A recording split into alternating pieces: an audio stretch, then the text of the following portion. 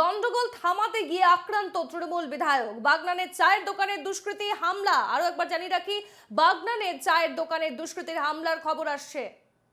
গন্ডগোল থামাতে গিয়ে আক্রান্ত তৃণমূল বিধায়ক অরুণাভ সেন। বাগনানের চায়ের দোকানে দুষ্কৃতীর হামলা, মাথা ফাটলো বিধায়কের দেহরক্ষীর। সিপিএম এর দিকে তীর উঠছে, অস্বীকার করছে বাম শিবির। বাগনানের চায়ের দোকানে দুষ্কৃতীর হামলা, মাথা ফাটে বিধায়কের দেহরক্ষীর। এ ঘটনায় সিপিএম এর দিকে অভিযোগের তীর উঠছে এবং সেই অভিযোগ অস্বীকার করছে বাম শিবির। গন্ডগোল থামাতে গিয়ে আক্রান্ত হয় তৃণমূল বিধায়ক। বাগনানের চায়ের দোকানে দুষ্কৃতীরা হামলা চালায় এবং সেই হামলায় মাথা ফাটে বিধায়কের দেহরক্ষীর। অভিযোগ উঠছে সিপিএম এর দিকে, অস্বীকার করছে বাম শিবির।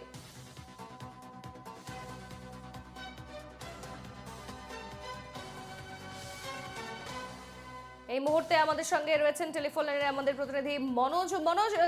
ঠিক কি কারণে চায়ের দোকানে আচমকা এইভাবে দুষ্কৃতীরা হামলা চালায় এবং এই ঘটনায় মাথা ফাটে বিধায়কের দেহরক্ষীরও? যদিও অভিযোগ উঠছে সিপিএম এর দিকে, কিন্তু অভিযোগ অস্বীকার করছে বাম শিবির। দেখো, তোমাকে প্রথমেই বলে রাখি, ঘটনাটি ঘটেছে গতকালকে রাত্রেবেলায়। কারণ তোমাকে জানিয়ে রাখি যে গতকালকে অভিষেক বন্দ্যোপাধ্যায়ের যে সভা ছিল আমতার বাড়তি ফুটবল মাঠে, সেই সভা থেকে ফেরার পথে বাগনান যে কলেজ মোড় আছে, সেই কলেজ মোড়ে একটি চায়ের দোকানে, সেখানে নাকি আড্ডা মারছিল তৃণমূলের কর্মী সমর্থকরা। এমনটাই যেটা অভিযোগ করছেন বাগনানের বিধায়ক অরুণাভ সেন।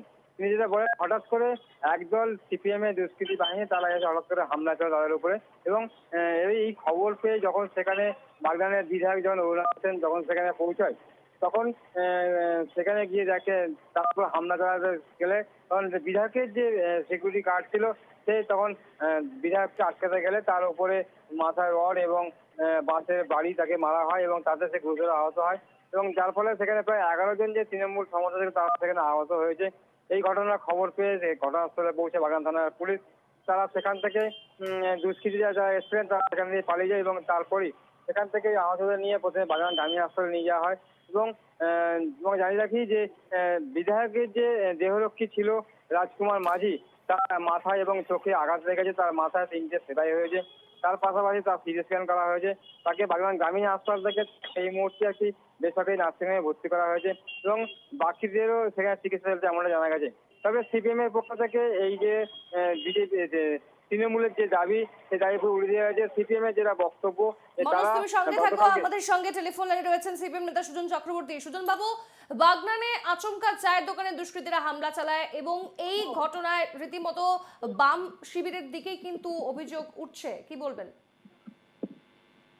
জানি না কে কোথায় কি অভিযোগ করছে।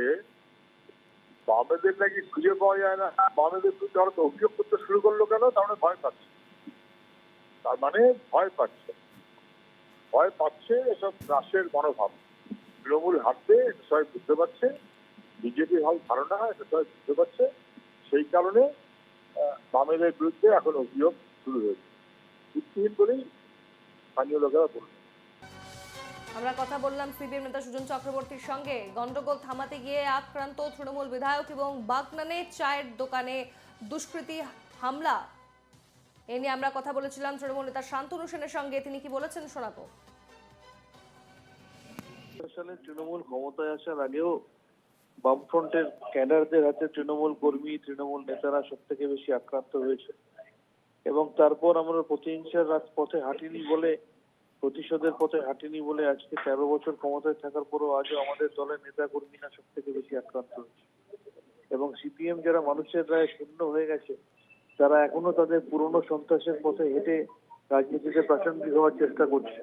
তারা যত এগুলো করবে, শূন্য থেকে মহাশূন্যের দিকে তারা এগিয়ে যাবে।